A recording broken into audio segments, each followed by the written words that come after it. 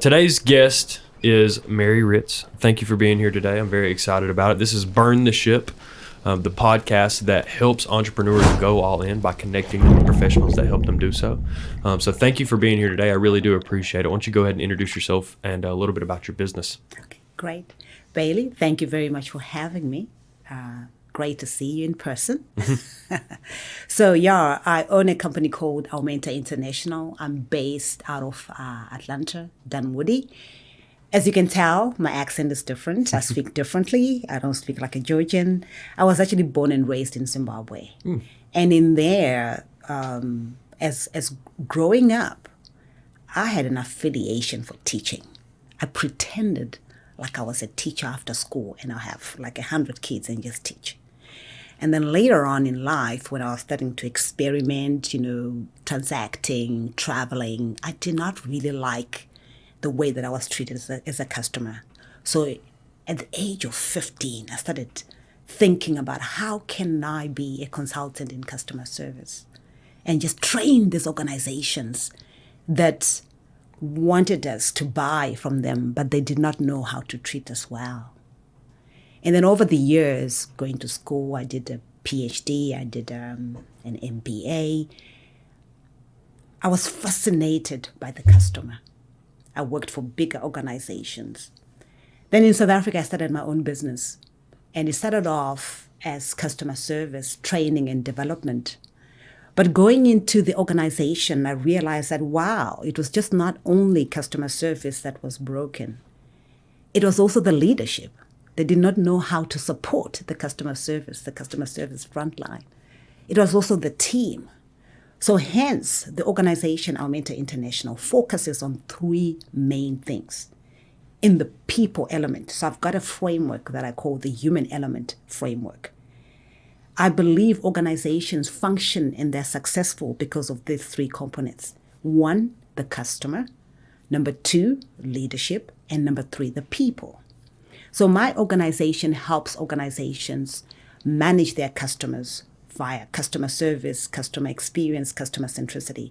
And then I look at leadership and help them with their skills, develop teams and develop organizations. And lastly, the team development. So how do I do that, you would ask?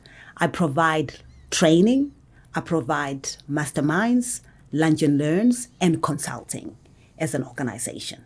So that's who Almenta International is a professional and training organization. Sure. When did you come to the U.S.? Whoa, I first came to the United States in 99, and I did my MBA at High Point University. Oh, cool. And then I went back, and then I fell in love. I got back here again in 2014. Oh, cool. Because I got married to somebody who lives in the United States. Do you still do a lot of business internationally? I do actually. Cool. So I do a lot of work in Canada. I do a lot of work in Africa. I've done work in 6 African countries.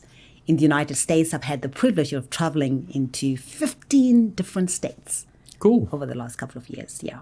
Well, it looks like you've been, really what you've been learning about, what you've become an expert in is really understanding that human element framework, is how organizations use their team and their leadership to become obsessed about their customer. So tell me, what does that mean? How did you develop that skill? Great. So initially, as a child, I pretended to be a teacher. So there's something inside of me that just wants to equip and to train other people. That's number one. Number two, the second obsession was the customer. The way that I was treated at 15, I did not feel was right if I was bringing my money to this organization. Sure. So hence, the people framework, I started obsessing about customers. If organizations are in business, they're in business for one thing, profit making and sustainably doing that. And you do that by looking after the customer and ensuring that you acquire, you retain, and then they become your advocate, so to speak.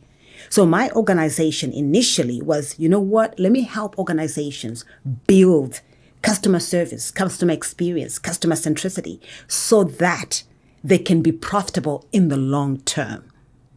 But putting pressure only on the front line to look after customers is unfair if leadership is broken, so to speak. So if leadership has got a hostile environment, if leadership don't know how to build effective teams and even equip the front line, then the front line cannot do their work. Hence, the leadership frame has to be, or the pillar has to be augmented to support the customer service.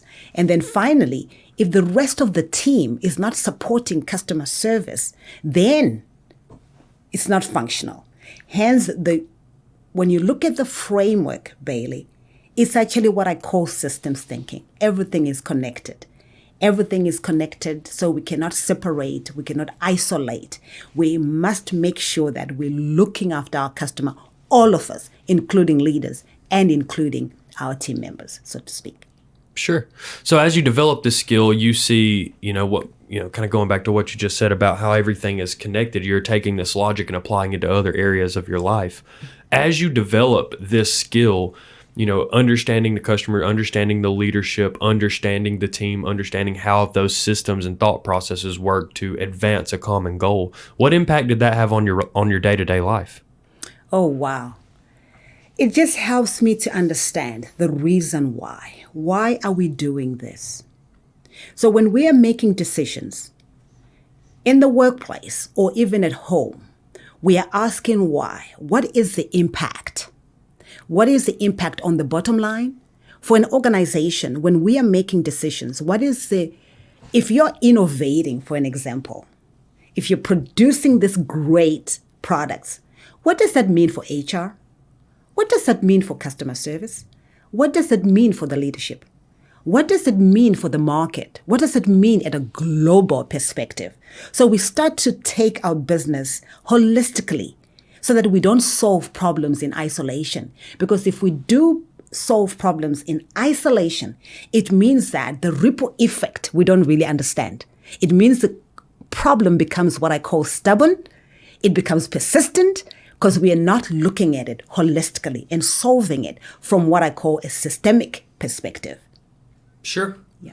It makes a lot of sense. So where to the root, of that, what has your why become as you continue to develop these skills? Is that feeling that was created in you from a customer service perspective at 15, is that still your driving motivation today? Or do you guys, as you kind of develop this other suite of products in a way to advance the goals of some of these other organizations with the resources that you're putting out, have you found some other shortcomings within business that this type of thought process, this type of application remedies? Yes.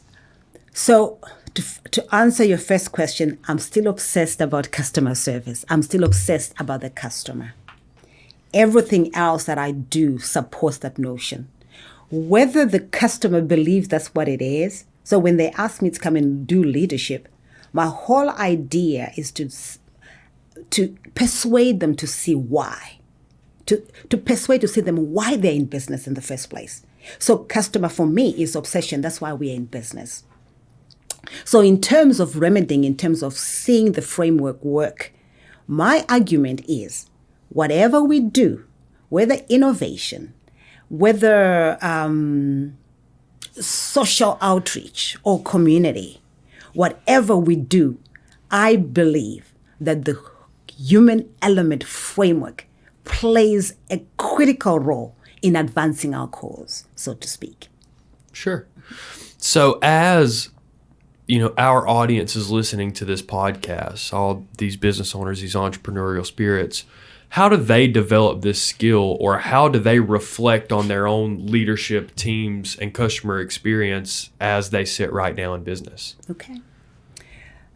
For me, you got to look at your results. How are your results?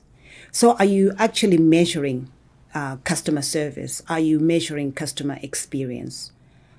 Is your organization a product-centric organization or a customer-centric organization?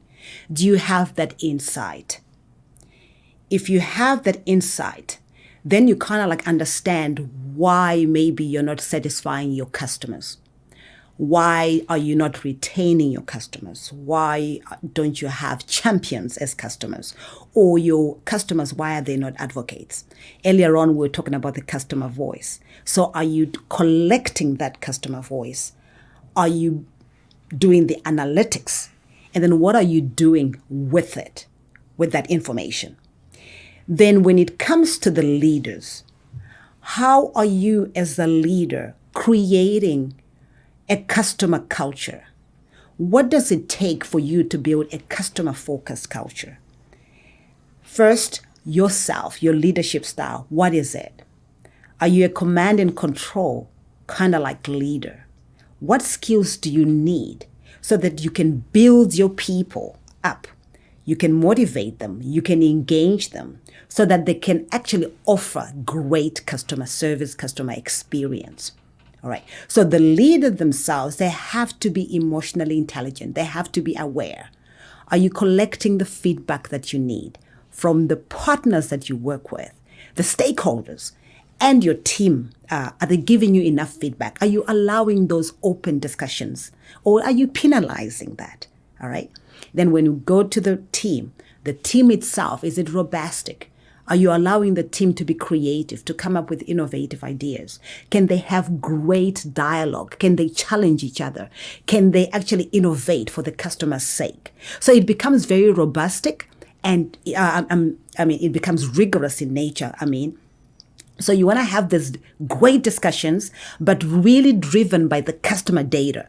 The customer must give you insight so that you can make the necessary adjustments into your organization. Sure. And what does this process mean for the future of your business? If you're understanding your client, your customer are these entrepreneurs that are experiencing these shortcomings in one of those three areas of the triangle as far as results go, what does that mean for you guys? How are you guys interacting with those businesses in order to continue to improve the way that your customers feel about the service that you provide? One thing that we do, Bailey, is being a customer-centric organization, we live by that. We believe that. So we build those relationships with our customers. It's important that we understand our customers' problems, we understand their needs, we understand their desire, their outcome, their desired outcome, right? So it's not necessarily about our products and services. It's understanding what are you looking for so that your business can survive, so that your business can be sustainable. And then we customize our solutions for them. So for us is really integrating ourselves with our partners, with our customers, so that we become one, we become a strategic partner. So building those relationships, ongoing relationships, giving them tips, even if it doesn't mean that they're paying for something, offer them a free lunch and learn, offer them an article on something. We write as well, we develop our own newsletters. So really having those great relationships, listening and customizing their solutions. Another thing, like COVID, everybody's transitioning right now. So we have to understand where organizations are going. Is it going to be online interactions? Is it going to be face-to-face interactions? Is it going to be hybrid? What are they looking for? Instead of just us pushing our own products, it's understanding their why, and their why becoming our why too. Sure. Yeah, that makes a lot of sense. So as you're understanding these customers, what are some differences and similarities in the why of, because I understand that the customer, the end user in the United States is probably different than in Africa, probably different than in Europe, probably different than in Asia. What are some similarities and some differences between the way that companies are interacting with their ideal client internationally? Okay, great question. The one thing that I like to state is that as much as they are different, there are a lot of similarities because, as you can see, globalization has happened. A guy in Zimbabwe can order something from Amazon, right? So they know that experience. So in fact, what has happened is if somebody's in Tanzania, for an example, and they've experienced something online that is great, they're actually starting to demand it as well in their local market.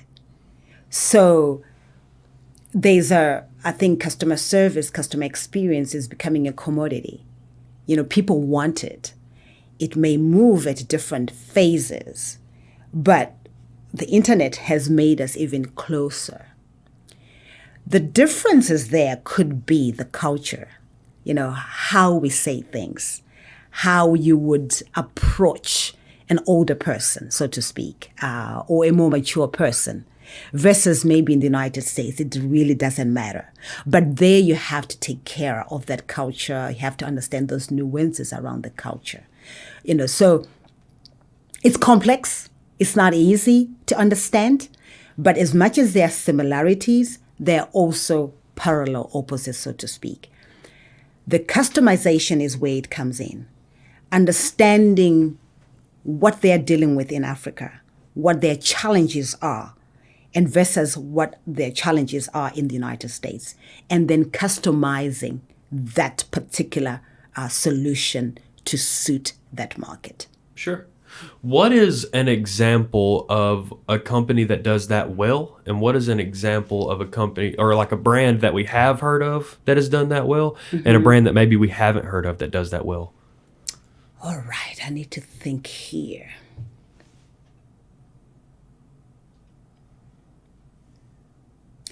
I can speak to, I won't name the organization just to protect them. Sure. All right. They've gone into Africa, popular brand, and they have acquired a lot of retail shops in Africa. Right. Great as they are here, but that merging and understanding the cultural aspect of it, that there is a collective that tends to clash in there. So there's a lot of learning, because initially then people would not want to do business. Or even if the leadership were traveling from here, the United States, and wanting to incorporate themselves with the leadership there was a lot of friction in there, because that collective versus the individualistic, and I speak generally here, was a clashing culture. They were both clashing. All right. So in terms of organizations that are doing it well, I want to speak to an organization that I believe is doing it well, that's actually coming from Africa and doing business in the United Kingdom and other African countries.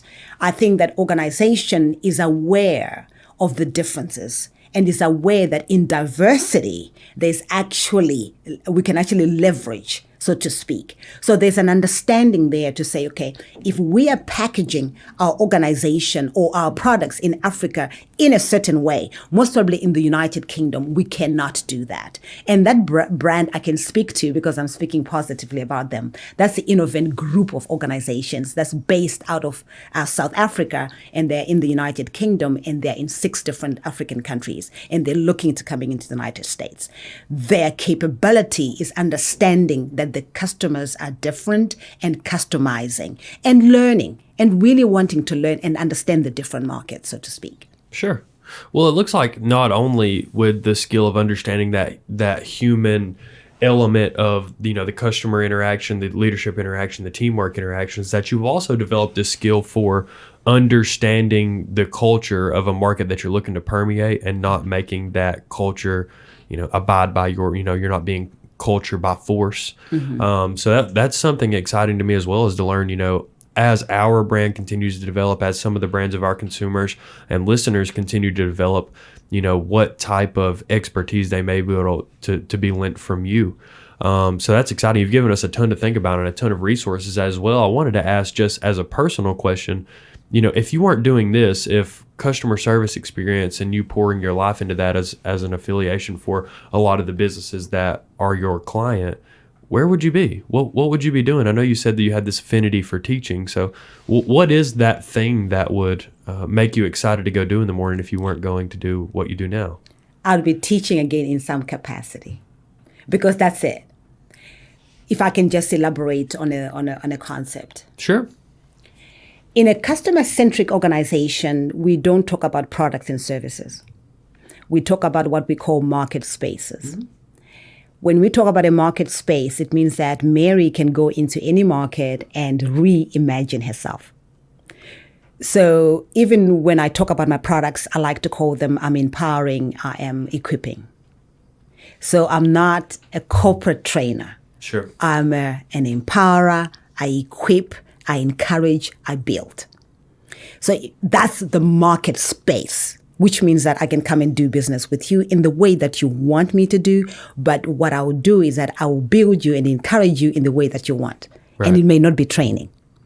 Therefore, because I'm an equiper, I'm a teacher, I can be a professor.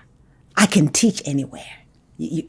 Sure. You following? Oh, yeah, All right. absolutely. Okay. Absolutely. So that's the customer-centric. And that's a big thing for organizations, not to be identified by your products if you're customer-centric, but to be identified by the desired outcomes of an organization, of the client. Okay? Which means that you can pivot at any time. So it's easier for somebody to just go and partner with somebody else because you are in the same market space, not defined or limited by your products and services. Sure. Oh, yeah, it makes a lot of sense. That makes a ton of sense. I mean, if you're defined by your products and services, you're only as good as those products and services, where you don't have the ability to really grow a repertoire of the way that you can service people. Exactly. So, yeah, that's exciting to me. I think that would be, I'm interested in hearing a keynote from you. I really am. One of the things that was really exciting for us from the podcast is that people with speaking experience typically have a lot of structure to the way that they speak. Yeah. So I'm interested in seeing, once you get these opportunities to speak again, what those look like, because, this is exciting stuff for these young entrepreneurs, is that, we want to provide some education. We've done that today, and we want to solve a problem. We've given them a resource, which is great. But motivating wise, understanding that mindset that you have to put in to run a successful business and understanding your customer is riveting. Yeah. Like you said at the beginning, is that you have your MBA, you've had your PhD. The only way that you can really learn all those things is massive amounts of data and human interaction. It's like you have to understand people to deliver yourself and your marketing and your business the way that you're talking about it. So, would you say that step one is accumulate your data, understand what it is that you're doing before you even try to align yourself with the market space of your customer? Yes, very important. Get that understanding. What markets do you want to play in? And why? Why do you want to play in that market? Obviously, you bring some expertise in that area. Sure. Right? So understand the market. Understand your potential customers at that point, right? Who are they? And then understand the competition. Because you don't want to be like them, right? You want to bring a value proposition, which is your differentiator. What is it that you're going to do differently? So I have different things that I use as my differentiators, like customer focus, but everybody talks about that. But I bring in international experience. I bring in the holistic approach. It's end to end. It's not solution based on isolation thinking, experiential learning. Those are the things that I bring in as my value proposition. So for you, as you are starting your business, what is your value proposition? All right. And the other thing that I also would like to say to young entrepreneurs is that as much as you are preparing, you understand your value proposition, you've got a strategy, you understand your customers, you've got a product and you're excited about it. Great. But I always say, build your wings as you go up. Right. All right. It's not going to be picture perfect. All right. Just jump in there and make the necessary tweaks as possible. This is where the MBA and the PhD don't really prepare you. Because as you come out as an MBA or as a PhD and you've got this great idea, you think it's just going to go straight and narrow, right? Not really. So as you have prepared, be willing to be challenged and to change and to pivot. Okay. Sure. And that was going to be kind of my next question, is that Burn the Ship is the title of our podcast. And what that is, have you heard the illusion burn the ship before? No, it's my first time. So the Spanish conquistadors landed in South America to conquer the Aztecs, Mayan empires of South America, right? Well, what they tell their people when they approach those shores is, well, now that we're on land, burn the ship. We are here. We're going to figure it out here or we're going to die. Business is a lot of that. Yeah. Business is that you have to really jump in. You have to do it. You have to take a shot. What has burning the ship and really diving all in done for your business? And why should people that are listening to this podcast do it as well? Whoa. Then you don't have any options if you burn your ship, right? So you're in. your heart is in, you're going to exhaust everything. To me, is the most rewarding thing to do. To go in sometimes, even with a bit of ignorance, so to speak. You think you're gonna conquer this thing today, but you won't. I remember, Bailey, somebody, when I started the business in South Africa, somebody says, "Oh, it's gonna be 5 years before you really fly." I'm like, "No, you're joking. I'm gonna get this thing right." Oh yeah, they were right. But what has happened, or I have developed resilience, I have pivoted, I have developed relationships that I thought I would never develop. In fact, you develop muscle power. And that's part of life. But you're just doing it for something that you love, and that's something that you believe in. I truly believe that the human element is the key to any organization's success. And you're obsessed about it, and you believe it. There's nothing that can take that away from you. So burn that ship. Burn it. How do people find you if they want to have a conversation with you? All right. They can find me on my website, www.almentainternational.com. They can email me, mary.ritz@almentainternational.net. Tricky there. And then if they wish, they can find me on LinkedIn, Mary Ritz, PhD. And they can also call me, 407-572-2355. Cool. Thank you. We, I believe in exactly what you're saying as well. Customer centric, customer focused companies are, they have the highest ceiling. Is that you're talking about, it's going to take you time to fly, but once you fly, you can fly as high as you want. Yes. So we want to help some people get there. I hope to take some people in our network and introduce you to them and see what kind of magic you guys can create. Wonderful. Thanks a lot, Bailey. Thank you. Thanks for having me. Yeah, absolutely. All right.